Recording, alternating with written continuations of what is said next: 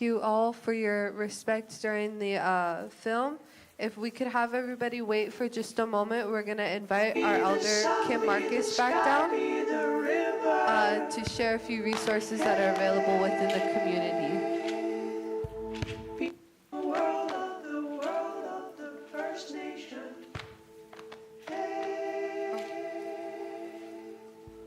Be the sun, be the sky, be the river.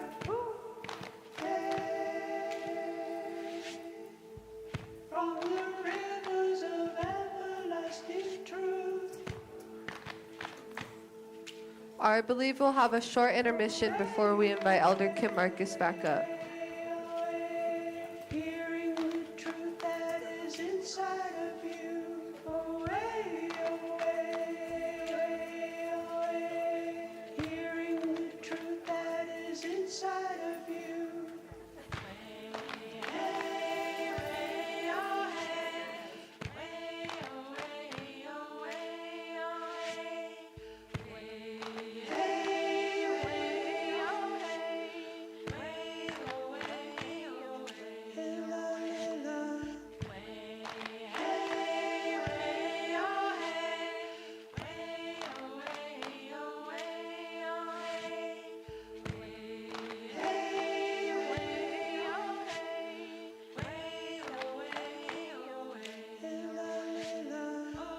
Be the sun, be the sky, be the river.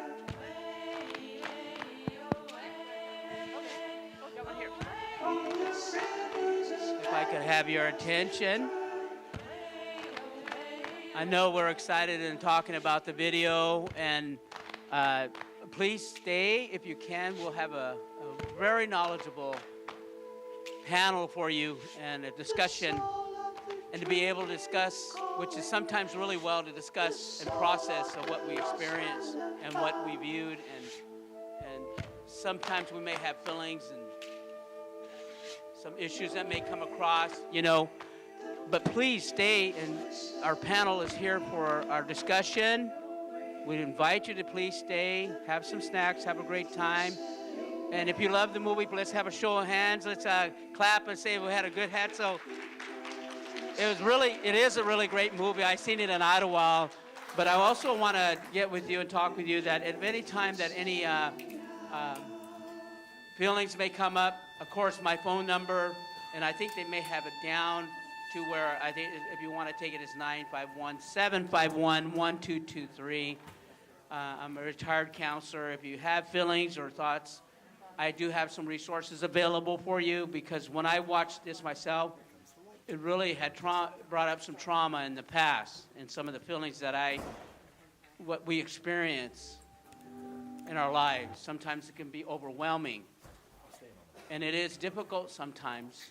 We may have a community member, a loved one, whether it's Native American community or community in general. You're our community, that we be here for each other. And it's also good to get a phone number from somebody if you do have these challenges and talk about. I have my sister when I was watching the movie, and my niece, and I talked with my sister, and we were able to process these feelings we had. And it's always really good to process these feelings if it does come and it rise up. It is also really great that you find somebody to talk to that you trust, that you have a bond with, and that you can communicate with. Indian Health Services for our Native American community is available for you on a 24-hour crisis basis. And they have counselors, which is confidential. In Indian Health, 951-849-4761. Counselors are 24/7. You call. They're available also. We have the County of Riverside Mental Health Services, which is available if you choose to talk with somebody. But the best part of this was being able to talk with my sister and my niece about what was going on, and my wife. And it brought up a great bonding for us. There's also the preventions of the hotlines that you have. There's pamphlets in the back. Even if you have anybody or thinking about suicide, please, there's information for that, resources. And I believe they have some pamphlets in the back also out in the open in the foyer. So Also, my email should be available for you, is kgmarcus60@gmail.com. Please see me if you need to. I'm available at any time. But you also have these other resources that are available for you through the County of Riverside. And also through the San Bernardino County San Bernardino County services, mental health services, counseling services. So utilize the resources if it does. Please, that's what we're here as a community, is to discuss this and to support and help each other. But the panel will be available in a couple minutes. Please enjoy your intermission. So it's always an honor to be here to talk, and so I thank you very much for allowing me to speak a little bit. So.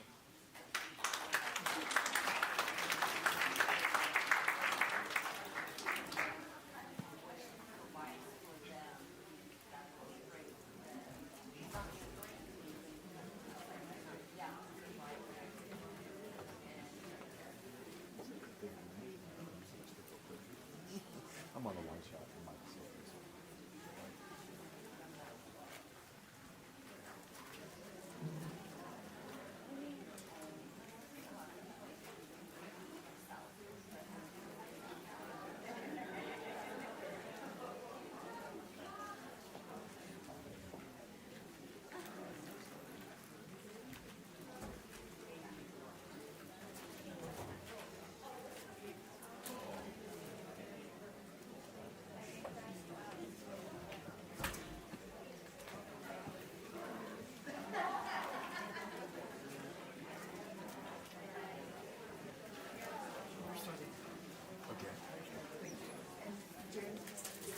Yeah.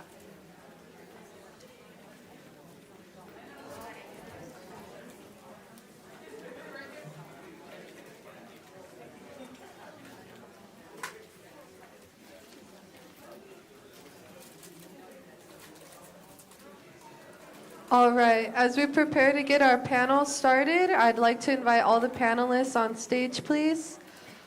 All of our panelists, and for everyone to sit back down and let's tune into the panel.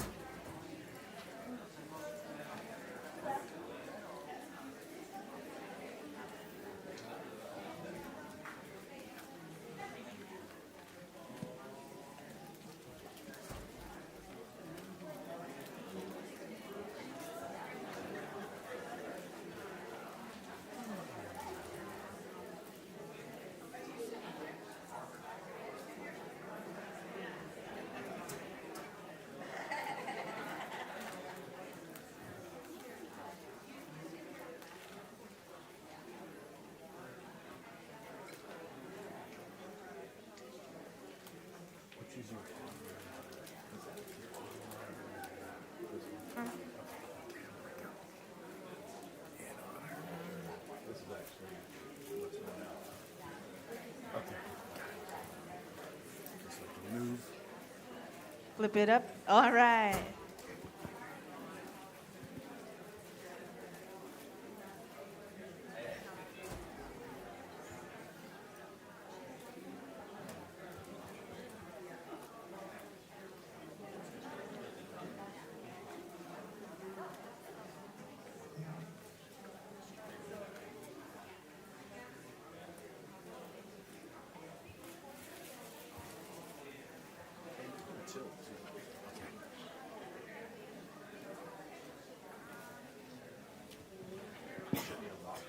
Yeah, just loosen it a bit.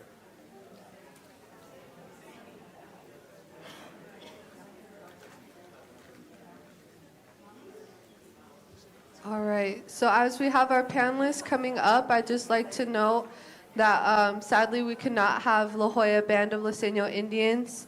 Representative Norma Contreras come with us today. She sends her best wishes, and we do the same for her, and we hope that everything's okay with her family and her current situation. But with our panelists here, I'd like to invite all of you guys to introduce yourselves, your tribal community, and also Awesome. We've got a surprise panelist coming up.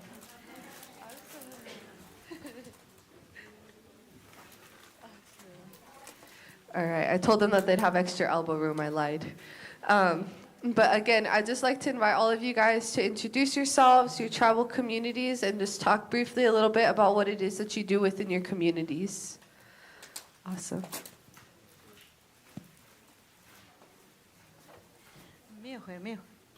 Can you hear me? Okay, Nenetu Marty, Nehen Malkina.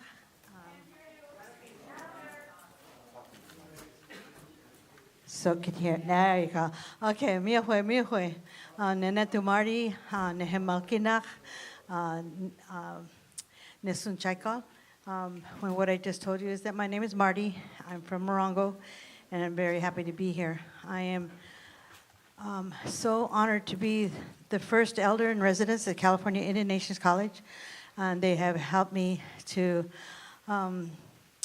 fulfill a lot of my educational needs and desires. And now through their help, I'm now a student at University of California at Riverside.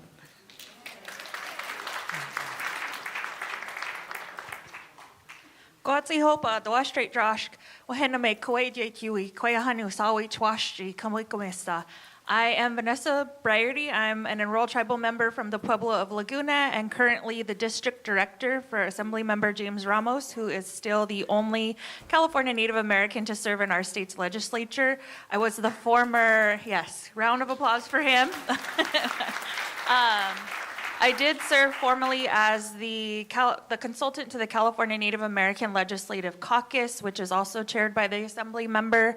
Some things that I do in the community, I like to think of myself as the auntie, that role, making sure that our youth, they have the tools the cultural tools that are necessary to navigate through those spaces, places, and institutions that were not necessarily created for them, but can be inclusive of them. So I'm really happy and grateful to Sink College for the invitation and to be alongside some very amazing women here today.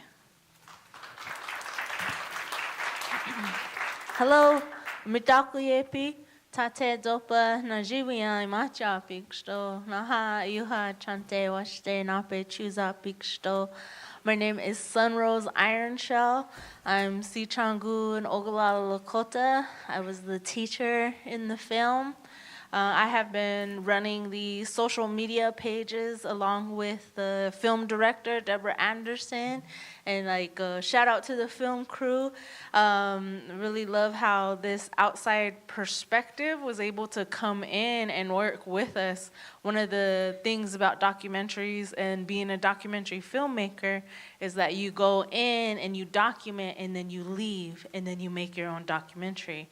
So this one was really different and beautiful as she came back with us with the first edit, and we were able to put our own input into it. So it is really our voice, and she helped guide us, and it does take like a outside perspective to kind of hold the mirror up to you. So there's some like really hard truths that we had to look at ourselves, but then she was also able to show the beauty of ourselves. And so out of this, I have stepped away from teaching, and I am pursuing my art full time.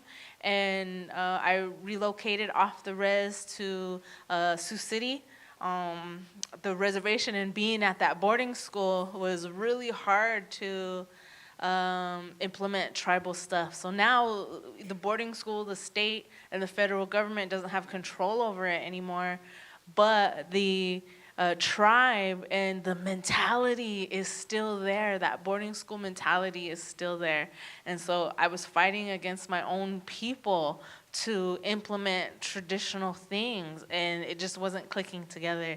And it wasn't an environment for me to thrive and flourish. And I still keep connection to my students that I've grown this relationship with. I keep connection with them on Facebook, and I'm that auntie too.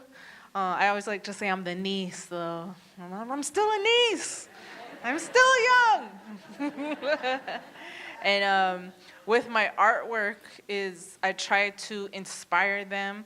I know that I cannot change, things and be that savior, that Unchi Carol was saving, that we have to save ourselves. But as an artist, I know I can give my people something beautiful to look at, something beautiful to wear, and make themselves feel beautiful and feel that love from each other. Because like I said in the film, they didn't have that sense of we are a tribe, even though they were on the res. And it's so isolated. There's not a lot of outside eyes that look at us. And so there's these big differences, and I really applaud the California natives in being able to be in the city, be so close to the city, and then still keep your identity and your resources. Like I would say, you're thriving, and there's a lot that we can learn from each other. And so I'm just pursuing my art career. I have a website, sunroseionshow.com, in which I just, bought my domain name actually this month, the beginning of March. So I'm really excited about that. And I have just been traveling and doing a lot of panel discussions on our Women of the White Buffalo Facebook page. And so there's a film card that I believe we handed out in the package. Every Wednesday I was doing a show called Native News, because from the film, a lot of our non-native people were like, well, we never hear about the natives, can you tell them? And on my Facebook, the algorithms are against us. It's keeping us separated. It's keeping us siloed. And because my Facebook is full of native news, I know everything that's going on. And so it was basically me going on Facebook Live on our social media pages every Wednesday, bringing the native news and basically reciting what I was seeing on my Facebook feed, all the art shows, all the powwows, and also Americans didn't know they could go to powwows. I'm like, yeah, you go to powwows, support Indians, buy their jewelry, buy their artwork. And so it's been really educational for me to teach a lot. So still being that open book for people, still being a resource, being called out. And what we also learned too is that from Pine Ridge, I can only speak on Pine Ridge, and when we go out to different communities, I wanted to bring other natives on from the local community. So I could also say, well, here, how do you help? Well, here we go. Here's some local California natives, and this is how you can help right in your own community. And also on our webpage, womenofthewhitebuffalo.com, there's a whole donate page that we've listed a few of the grassroots organizations that you can help with too. And so I'm a free agent. I'm here to help. Let me know. That's what I've been doing in the community. So thank you for coming.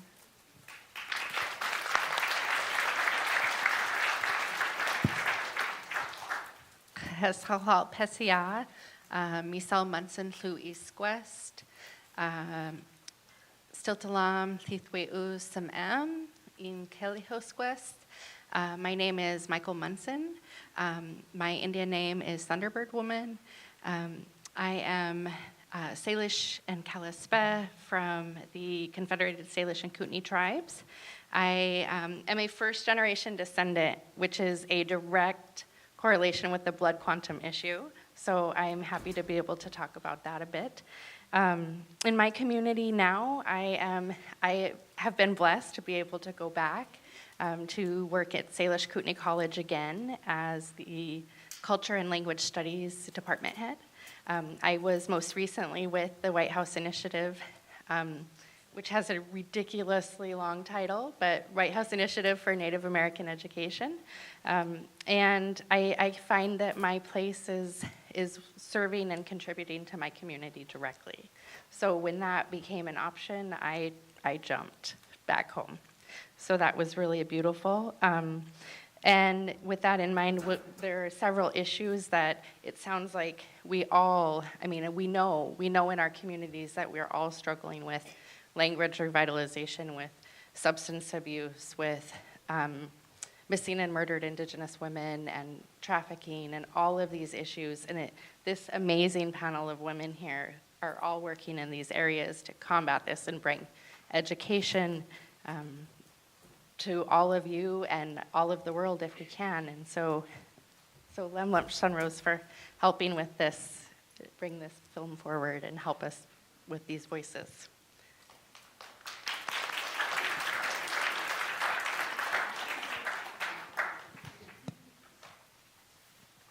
Anim. I'm Dawn Jackson. I'm Saginaw, Chippewa, Michigan, from Michigan, but I do live in Los Angeles. And I am a community-elected LA City County Native American Indian Commissioner, and I have been in office almost 29 years now. So I was just sworn in for my 8th term of office.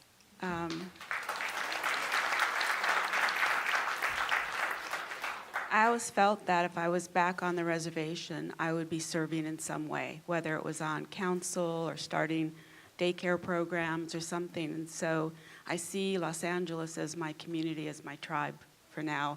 We have over 200,000 Native American Indigenous people. Los Angeles County is 88 cities.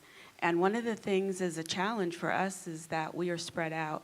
We don't have like a Chinatown or Little Tokyo where you see all Native people reside. We're across 12 million people, so our 200,000 people are interspersed out there, really trying to find the connection and stay involved with the community. Some of the programs we do is we bring in all the federal funding for our service providers. So we work with the homeless, unhoused people, food vouchers, bus tokens, getting people into jobs. So along with that and thinking about the youth, that was so much about the youth in this film and giving them purpose and hope. And one of the things we do is work with the all of the professional teams in Los Angeles. We have 8 ridiculous, it's a lot of professional sports teams, but we have like the Los Angeles Dodgers that we work with to work with our youth. We have Los Angeles Rams. We do youth football camps for both young women and young men. So I think one of our proudest moments in the last year or two was we're the largest county to ban Columbus Day and establish Indigenous Peoples Day. That took over 3 years of solid working with the mayor, the city council, the county supervisors to make that happen. So very excited and really touched by this film. And I think about, a lot of us, I think you mentioned, Sunrose, about we see tribes, especially out here, that are really lifting themselves up, learning language preservation, as my tribe has as well. But it's important to remember not all of us are in the same place as far as cultural preservation and having that purpose and hope. So I'm really excited to make sure we get this film out. I know you said it's being on several media platforms, and I think we can really support it by watching it over again on Amazon or Apple or Vudu or whatever it was. So I think, is it Vudu? And Google Play. But anyway, miigwech.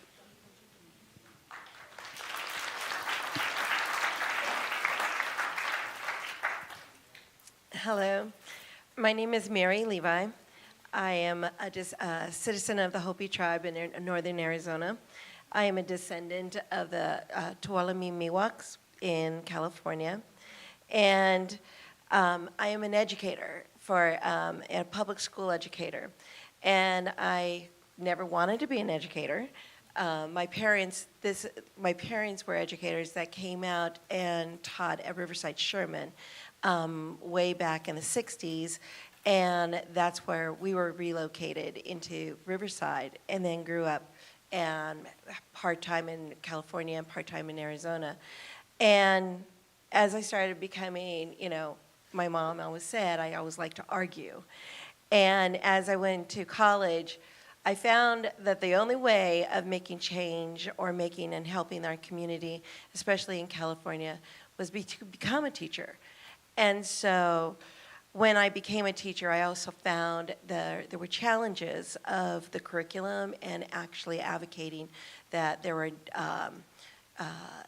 curriculum to be accurate. And then I started teaching teachers. And then I started getting involved with the California Teachers Association. And then on a bigger platform, making sure that our curriculum is accurate among a wider variety of teachers all through, and then started advocating public policy and starting to start working with our local legislature on changing our curriculum, assuring that all students, not just Native students, but all students know the history and the genocide of California Natives in all of their curriculum from K through 12th grade, whether it through ethnic studies, whether it through storytelling, and through connection in science with the land and water and all areas. So that's kind of how I feel like I contribute to our community. Our California schools are made up of a variety, and I say a well-diverse amount of Native students, not just California Native students, but Native students from across the United Nations because of all of our relocation designated areas. Los Angeles being a huge hub for relocation of families that came in and now have, and still make connections back to their tribes. So how do we serve all of these? How are people aware? And there are many of the educators that I've taught with didn't realize the history of our Native students and our Native families. But truly, our Native students, they know their history. Their parents have told them their history. Their grandparents and their great-grandparents have told them those histories. And it's that I find is the vehicle of how I give back to my community. I go back out to my reservation. I have been through my ceremonies, and I come back and I'm like, every set of students I have every single year, I connect with them to make sure that they are aware of that they are land protectors. They need to know the stories. They need to know true, accurate history. And by the way, the LA Marathon, first American who crossed that line was a Hopi Navajo, who won. So I was very proud of him. Who conducts? Yeah. Who is running is a traditional sport that needs to be recognized in our area. So that is kind of where I am, and that's kind of what I do. Thank you.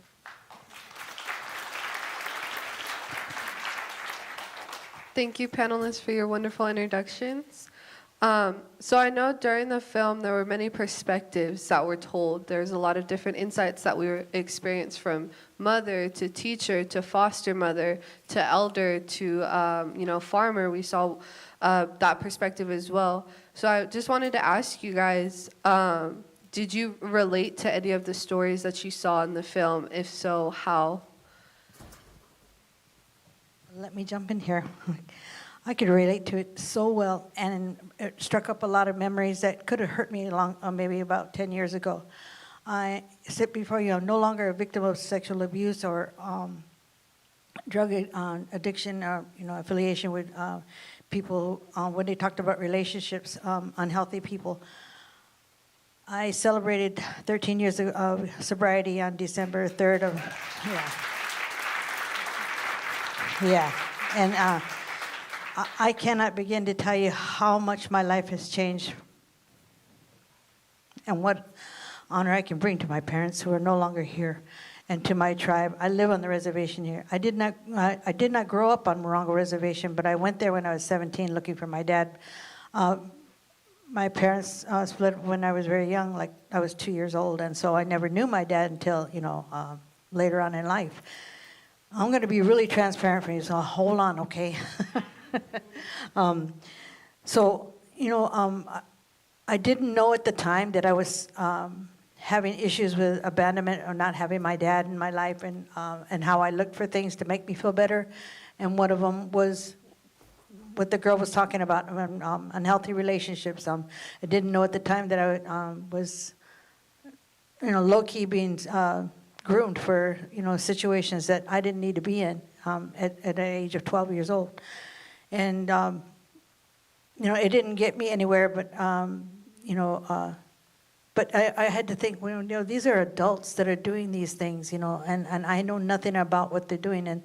And having a mom that was raising us by herself, 5 children, she was only teaching me what she had been brought up with. And she was, she did the best she could with what she had. I really understand that now. I did not understand it then. When she was talking about arguing, I was full on adolescent behavior and did not know. I should have just I should have used silence, as my mom used to say. But, those things are the things that I got to learn. I just can't, I sit back and I look for how far I've come from 2009 to today, and how my thinking has changed, how my eyes have been opened, how I learned so much through higher education, and I just never thought that I would be sitting here on a panel with all these educated women. I'm still like the res girl, okay? I'm the Grammy that everybody loves because she knows the slang and all that, and I have 7 grandchildren and 3 great grandchildren, and I get to be that Grammy that they want to be around. I couldn't. I'm living like 3 points higher than that, skyrocketing into the 3rd dimension. It's at 66 years old, I got a job, okay?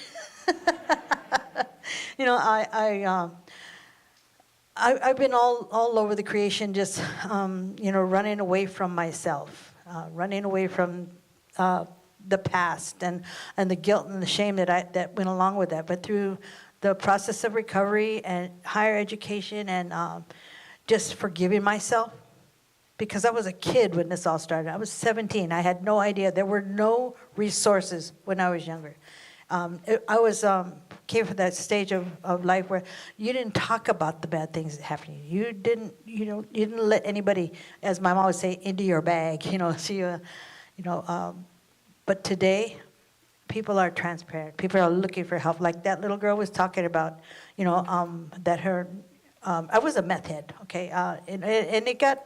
And when she was talking about people did really bad things, they had no guilt about it, I experienced that, But, that's not who I am today. So I get to open these books. I get to write these papers. I just got through writing 2 12-page papers. Who would, I would never thought. And they've turned out pretty darn good, okay? So, it is never too late to start over. And if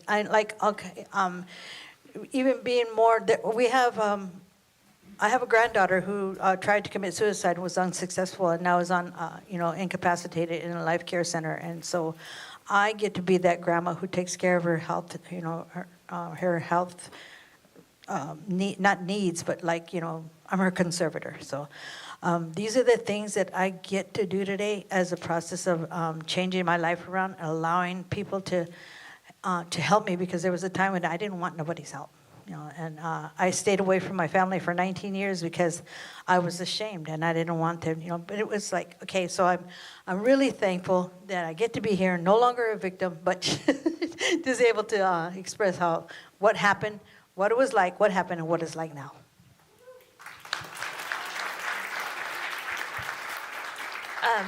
In the film, there's a lot of things that resonated with me. Those stories are my stories. Those experiences are my experiences.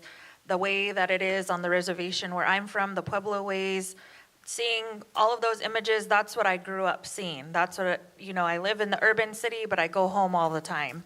And so again, those stories are my stories. This wasn't a Disney film. This wasn't a Warner Brothers film. This didn't have the love story or love ending or anything like that that you might have thought you were going to experience seeing a film. This is real life, and this is what many of us have experienced. And due to those colonialistic policies and practices that have been put into place, there have been opportunities for us to stray away, right? And remove ourselves from those indigenous knowledge systems. And we come from education backgrounds where it says, oh, well, there's a pedagogy and epistemology and all these ologies, but inherently we have those as Indian people. That's our indigenous knowledge systems. Those are our languages, our food. We're always tied to food. I don't know how many times you go home and somebody says, let me feed you. Did you eat? Come eat, come eat. Or it's, hey, what family are you from? Come over to the house. Come over to the house. It doesn't matter where you come from or where you are. Those are our inherent knowledge systems that we've grown up with. Language, our regalia, the inside jokes that we have, all of these things that are ingrained in us and inherent in us and at one point in time forcibly removed from us. So how do we get back to those places? And for me, seeing a lot of the work that has been done in the communities to engage in traditional cultural practices, beliefs, throughout the film is reassuring that we're moving in a progression, we're getting there. But what does it look like as a continuance? We talk about this stuff a lot in our traditional ways of, this is going on a lot longer than when we're here. This is for everybody else after us. So for me, watching these things is true. Watching these things is my experience. I've experienced substance abuse, mental health related issues, but once you become educated on these things and why we may be experiencing it, maybe it's a response to historical trauma, maybe it's a response to intergenerational trauma, maybe it's a response to lateral aggression or things that happen within our own communities, but how do we manage that in a culturally sound way, in a culturally responsive way? And so for me, it's very important to me to maintain my language. My nieces and nephews know that I'll greet them in our ways and I'll talk to them in our ways. I feed them our foods. We go and practice our food or food sustainability. That's a huge thing, and I think all of us experienced that sense of isolation when we went through the pandemic and being removed from those traditional practices, but we also found a resurgence in that as well and implemented health practices that were inherent to us or that were learned far before us, generations before, and that have been passed down. So seeing the food sovereignty, that's an indigenous knowledge system within itself. That's our sustenance. That's how we live on. And seeing that, I can relate to that because my grandpa would joke that he was born on the adobe floor of his grandparents' house with a pitchfork because they were farmers. So that's just what we do. We have my brother-in-law has a farm at home, and we go and we harvest, but it's not for us, it's for the people. You harvest that food and you give it to the people. You take care of each other. And whether I'm here in California or whether I'm back on the res in New Mexico, I still maintain those practices. And yeah, it's hard and it's challenging because we do come face to face with those risky behaviors, I like to call them, or challenges, but how do we overcome that? And I might do it in a traditional way. I might do it in a traditional practice that is normal for me. And I think a lot of the times too, living as a native in an urban space, trying to break that barrier down. In our way, we do a practice of we feed our spirits. We feed them before we feed ourselves. And so there's always a little pile of food if we go out to a restaurant. People are like, oh, what is that? Oh, that's our way and that's okay, But continuing to maintain those practices is very, very essential into how we navigate through our daily life. And sometimes it may be hour by hour, but we get through it and then we can get through it the next day and just continue to repeat that. But again, these stories are real stories. They are relative to all of us as Native people who have watched this film. And every time I watch it, as tragic as it is, I do see that's my family, that's my cousin, that's my sister, well, in our way is our sister, or that's an auntie, that's a grandma. So these are all relative, these are real stories, and I encourage everyone that's in here to see that as that. Like, this is true, this is what happens, and this is, yes, it's a challenge, but yes, there are many successes to come out of it. Thank you so much. Sunrose, I wanted to ask, because in the beginning of the film you talked about being a young person and having to educate natives and non-natives on what it is to be Lakota, or to even just be a Native American still existing in the United States. Can you speak to other youth that have to do the same thing within their school districts, as well as maybe some tips and knowledge that you could share with non-natives so they're not being those overbearing Americans? Ooh, okay, so first I'd say, if a teacher asks you, because basically, like in social studies class or in history class, all of a sudden I became the expert. I was the native expert, and the teacher would then quit teaching and allow me to speak, which was cool, but that's her job. And so for the young people, I'd say, okay, how much are you gonna pay me? Because they get paid to do that. And some of the hardest things is like, we expect to teach based off of volunteering. And I cannot feed my child an apology. I cannot feed them volunteer work. And I've been volunteering for a long time. And now that I'm in my 30s, I've realized, okay, Sunrose, you gotta ask for some money. So as a young person, I wish someone would have told me that. You can't be doing all of these things for free.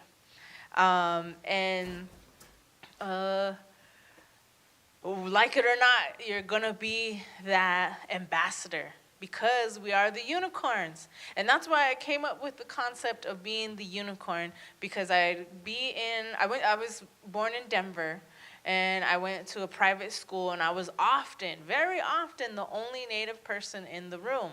So right away, oh wow, your name, oh, your hair is long. And so, also in the Hollywood realm too, you're kind of put up there with all the mysticism, the mythological creatures.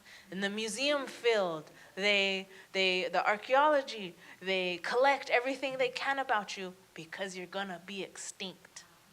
And so they killed off all the unicorns because of their magical powers. They killed us all off because of our magical powers.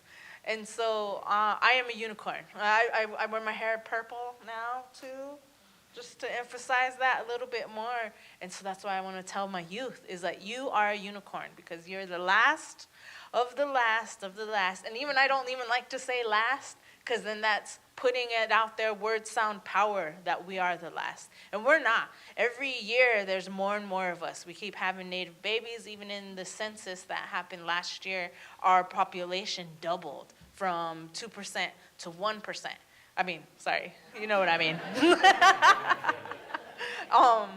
Also, too, there's this brainwashing, whitewashing, if you will, that has separated us, too, because there's Mexicans, and they are also Native Americans.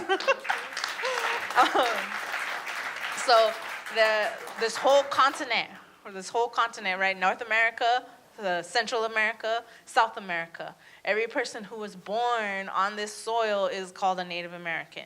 Even those who are not from these bloodlines, so the actual dictionary definition of a Native American is anybody born on the American continent. So everybody from every ethnicity can be called a Native American.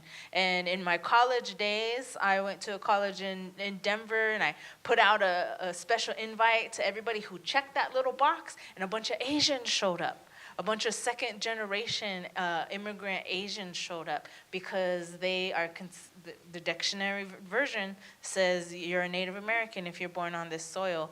And so we have the American Indian, and a lot of natives don't like to be called Indian, But then the American Indian movement, it really has to do with Columbus naming us Indios, those with God. And so there's a whole generation who really like that. Then there's a whole generation who's against that. And I did my research. And back in the day when Columbus landed, India was not called India. So we are the true Indians. In Columbus's time, it's called Bharat or Hindustan.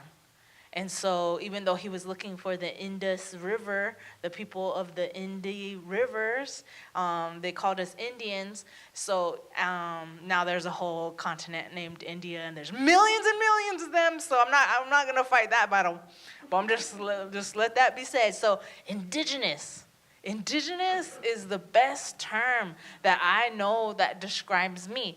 And it's always used in archaeology or in the scientific terms as something from that land. The creature's indigenous, that plant's indigenous, why can't the people be indigenous? And the philosophy of who we are those ambassadors of the earth, the caretakers of the earth. And it all comes from how we were raised around this earth. This soil has dictated how we are, how our philosophies are. So indigenous is the best term that I could come up with. But going back to your last question, how do we relate, or how do I relate? I was filmed in the classroom. I wasn't filmed in my house, which was very different, because if I was filmed in my house, you would have heard a total different story. And I am also, I would say, a product or associated with suicide. Because my sister, one of my older sisters, she committed suicide when she was 16, and I was only 6 months old. And I didn't even realize it until in my 20s when I heard my mother tell the story to somebody else. I was like, wait, what? She committed suicide? And it like all hit me. And because I always thought I was away from those statistics. My mom was a part of the American Indian movement in Denver, and that was when sobriety came. Because in 1978 was the Indian Religious Freedom Act. And so that's only 42, 45, 40-something years ago. And that's how long we've been able to actually practice our religion in the country that is based on freedom of religion. So every time there's like laws or something, all these laws that happen, I always like to end the sentence like, except for Indians. Oh, right to bear arms. Oh, except for Indians. Right for freedom of religion, except for Indians. And that still kind of rings true. Because on our reservation in Pine Ridge and Rosebud, it's still illegal for you to have a gun. You have to be a state citizen and live off-res to have a gun. The only time you can actually have a gun is if you have a hunting permit. And so it's like, okay, what happens to that gun when the hunting permit's over? I have to turn that in? So a lot of things don't make sense. But with that suicide, there's one thing that I will say is that Lakota people, the Sioux Nation, the Ocheti Shankoi, the Dakota and the Nakota, we were very suicidal people. In that, if there was an opportunity that came for you to count coup, or to collect those war honors or those great deeds, you would take it. And so like when Standing Rock happened and there's a front line, or when I see a white person with a headdress, that's Creator giving me an opportunity to go count coup. And I've gone and I've stolen headdresses off of people, and I realized how dangerous that was. And it kind of clicks together, and I was like, oh, okay, we're suicidal to begin with. And so now it's just changed from reaching to all of these great deeds for our people to hopelessness, and that there is no great deeds to be made, or maybe the deed is too big, because I myself think about suicide almost like on a continual basis. And I think it's a cultural thing too. And when I hear of somebody committing suicide, I'm like, man, you could have done this, this, and this. And I don't know if I should say those, but like there's some dams that I would, go with in my suicidal warriorness, strap a bunch of bombs on, and then like go free the dam for the fish and the water and, you know, all these things. So when I hear one of our youth doing that, I think, man, like, if you're going to commit suicide, do it for the people, because that's how culturally it was always done. And we even have a ceremony song, a Sundance song, that talks about suicide. She loved her companion so much, she sang this song as she jumped off the cliff. And so it's like embedded in us as cultural, but because our tools of transferring that cultural information has been taken away, they're easy to do that. And I think that's something in the film that we didn't get to. We didn't get to talk about that cultural piece of the suicide, but that now, because we're not able to have those connections and really think about what we're doing, they're doing it in the wrong way. So our ceremonies as Sioux people are all over the world. And I kind of commend all the other tribes who have their ceremonies where white people aren't doing your ceremonies. And so like the Pueblos, man, you've protected your ceremonies so much. There's no white people doing your ceremonies. There's white people doing our ceremonies in Germany, in Italy, all over the world. And here our kids are not having those ceremonies. So there's another extraction process going on where they're now extracting our spirituality. There's something called the Mankind Project. And so people also come into our circles, our spaces. There's a really famous Sundance, Crow Dogs Sundance. It's called Crow Dogs Paradise. And I've witnessed it those 4 years that I lived on the reservation there, where all these white men would come and be a Sundancer and shed their blood, sing the songs, and, you know, counselors and psychiatrists get paid thousands of dollars to help that healing come. So they come and they do our ceremonies, and then they leave without having a connection to the people or to our youth. And so I'm working on legislation for our tribe right now that for every non-native person who comes into our spaces who wants to do ceremony, that's great. These ways save lives. I'm not saying we're closed off, because at the end of our prayers we say, "Mutaku ye oyase," which means we are all related. So if I were to deny anybody to come in to our ceremonies, I would not be Lakota, because that is our spiritual way in that we are all related. Come pray with us. But what I do ask is that you sponsor one of our youth a naming ceremony.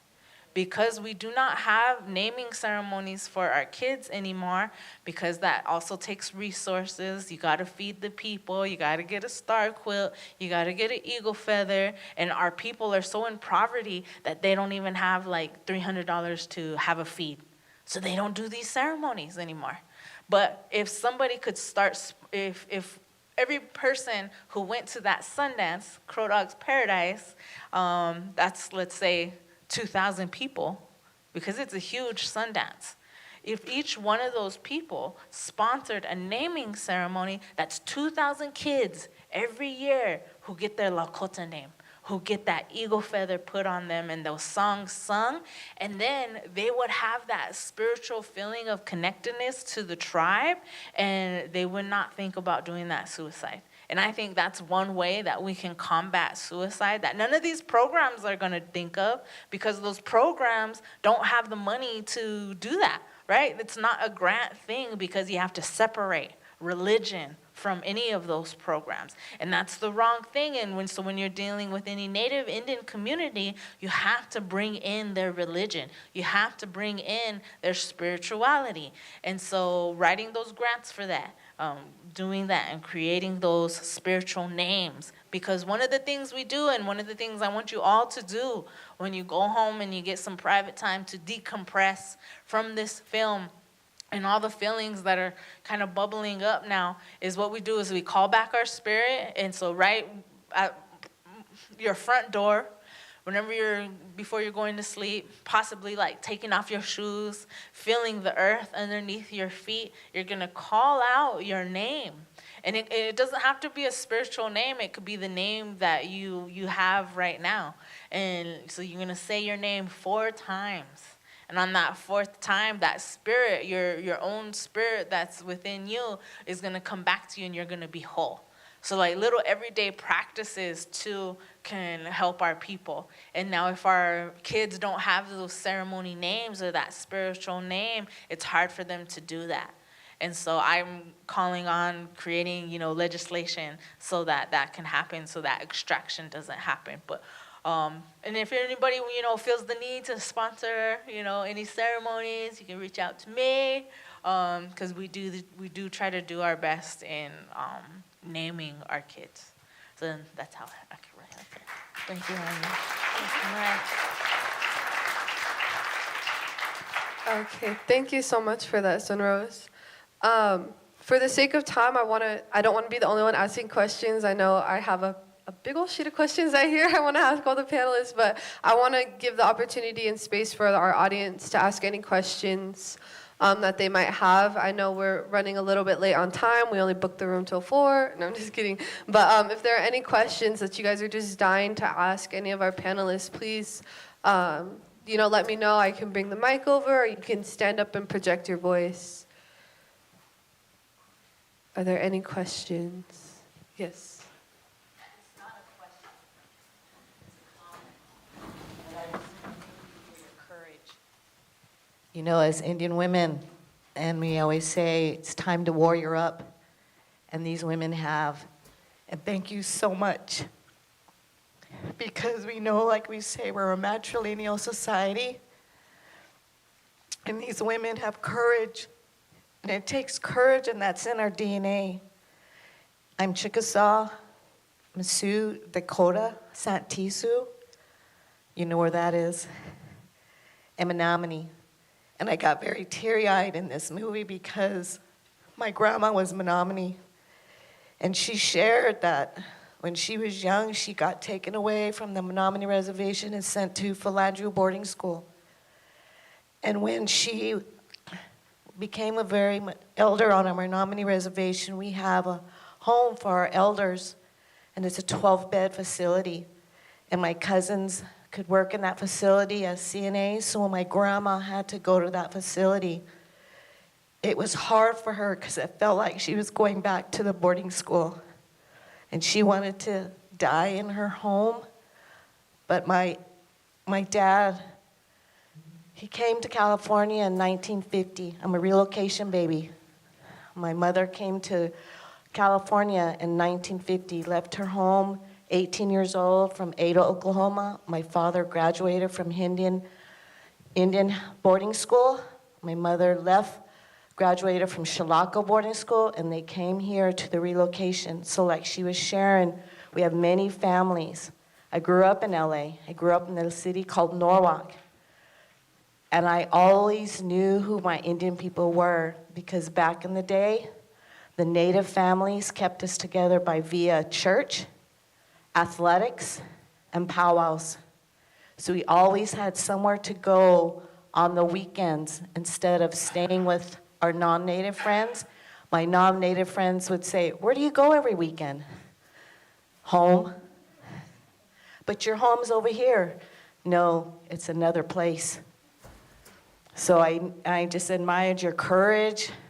It takes a lot for us to walk a good road, the red road. Thank you for being strong. Thank you.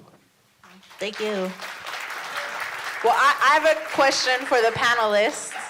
I'm really into action items, so maybe you guys can go down the line and what's your ask for the community? What do you need support in? Let's start down there. My ask is to get more Native teachers in our public schools and continue the battle and fight for more accurate curriculum that, a dream would be to see Native curriculum across the board, K through 12, preschool through 12, through story, through every every curriculum there is, science, social studies, language arts, math, all of it, all through it, because it's possible. I've been very fortunate to be surrounded by elders from stories to songs that have passed it down. My family is very fortunate. I'm very humbled to be among all of you, but also be among all of the elders from my father-in-law, my mother-in-law, my grandparents, that have handed down that story, that tradition, not just to me, but to my children, and now my grandchildren. So I see it across, that would be the dream.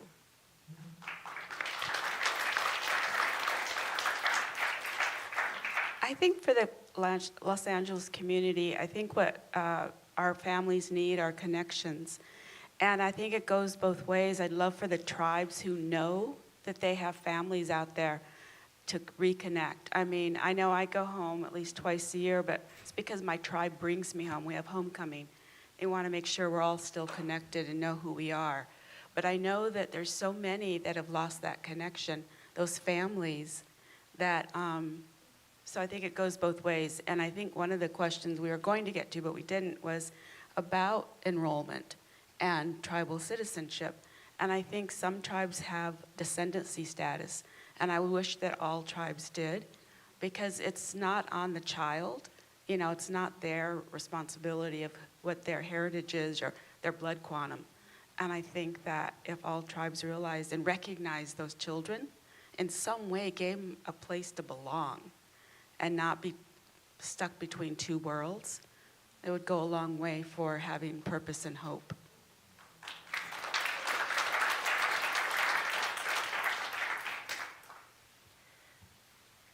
I think my call to ask, over the years I've been a teacher, and one of my passions is native language teacher education. And in order to combat all of these ills and these struggles that our people go through, the ability to bring our cultures and our languages back to life. Not that they're dead, they're not dead, but reinvigorate them and bring them back to our children, regardless of whether we are, regardless of whether our blood quantum is, if we're a part of the community, whatever those communities are, reestablishing those cultures and languages help us improve our identity.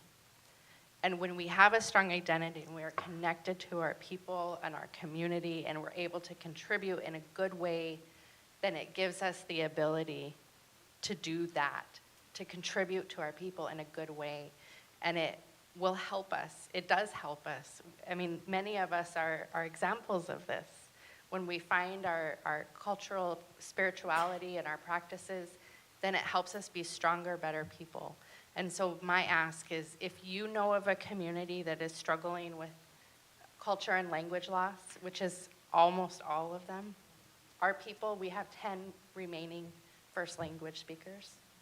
So keep that in mind. If you know of a tribal community or if you have a connection to any of them, help them with their culture and language efforts in whatever way you can, because that is going to lead to the healing of our people.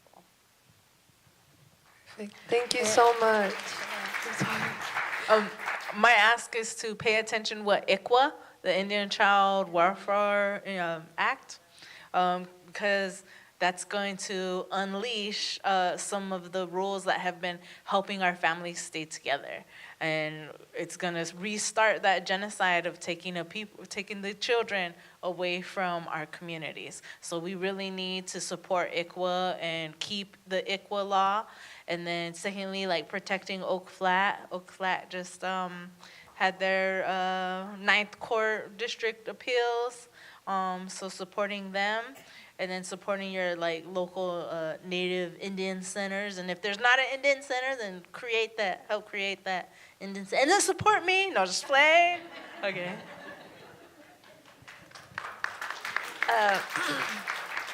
My call to action is very similar to Miss Mary's. It's education. I'm actually going to be graduating in the fall with my master's degree in Indigenous education, because we have that inherent knowledge in us. We need to be able to come forward and share that with the community. And a lot of times People go to these film festivals and they learn all these things on that are being shared, and then, oh, did you see that movie? Oh, did you watch this? Oh, and then it starts that discussion. I'm sure a lot of you have heard of the No Dapple, the movement that went on, but what did you do to help that? Our environment, our language, our food, everything as Indian people, and as Sunrose mentioned with ICWA, that is a huge thing, and that's a whole other issue, but it impacts us and our ability to live. So if you walk out of this place and you don't know what to do, go to her website, go to the film's website and donate $5. Give Sync $5 so they can produce educated Native students. They run off of funding. And I know money inherently is not our thing, because maybe I'd give you something beaded as a gift. But this day and age, we need money to make the world go around. If you're not sure, I see my friends over from Kuya Consortium. They provide domestic violence resources to Native American women who are facing domestic violence, lodging, safety. Donate to them. There are so many resources here in Southern California that can use any type of funding. $5 from every single person in this room could make this film go much farther. It can bring more education out there. It could say, this is what we're doing, and this is how you can support. Ask Sunrose if you can sponsor a kid. I want to sponsor a kid, so I'm going to talk to her about sponsoring a kid, because I know how valuable culture is to our longevity. Donate $5 to Sync so we can have more students go on to higher education, UCR, and partner, and make sure our victims who have been experiencing crime, sorry, Kuya Consortium, I'm shouting you out because I see you over there. I just saw them yesterday at a roundtable for policy implementation, but then we can decrease those numbers of MMIP because we're providing them with the necessary tools for them to function in a system that wasn't made for us. This is how you can help. So again, I encourage all of you, $1, $5. If you're feeling very generous, maybe $25. But if you don't know what to do, donate. Donate what you can, because it is vital to our longevity as people. There's a huge resurgence in land back, getting land back. There's lots of wildlands conservancy groups that are integrating traditional practices, traditional ecological knowledge into these spaces. Donate to them. Make sure we're getting resources out to our communities, because it is imperative and vital to our longevity as Indian people to go forward in this life. So please donate. I have to agree with you. I would seriously ask you to continue to donate to California Indian Nations College so that we can become accredited and they can stand on their own and, have more students like me and more students that are coming up. That is and also stop using sage as a get down, a fashion thing. Awesome. Thank you guys so much. Another round of applause for our panels. I'd like to thank again our chartering tribe of the 29 Palms Band of Mission Indians, the University of California Riverside Palm Desert campus, as well as the California University State San Bernardino and the Riverside San Bernardino County Indian Health Services for being here with us today. And I'd like to thank all of you guys out in the community for joining us. May Creator watch over you with all your journeys to continue forward. Thank you. Lem, if I'm just going to jump in. I've been asked by the women to just say something really quick. If you are interested in supporting any of these causes, Sunrose has the ability to help do that. So if you would like to donate to her community or her children, we would like to I'll put my jacket, or we can put something out, a blanket. We have a blanket out to help with these efforts. Lem, sorry to steal the mic. More than anything that was talked about. No, I'm just kidding. But yes, please, if you have the ability to donate right now, our blanket is down here for an offering. If not, take a snack on your way out. We got extra snacks. But please do donate, and thank you guys again for coming out. Yay, hun.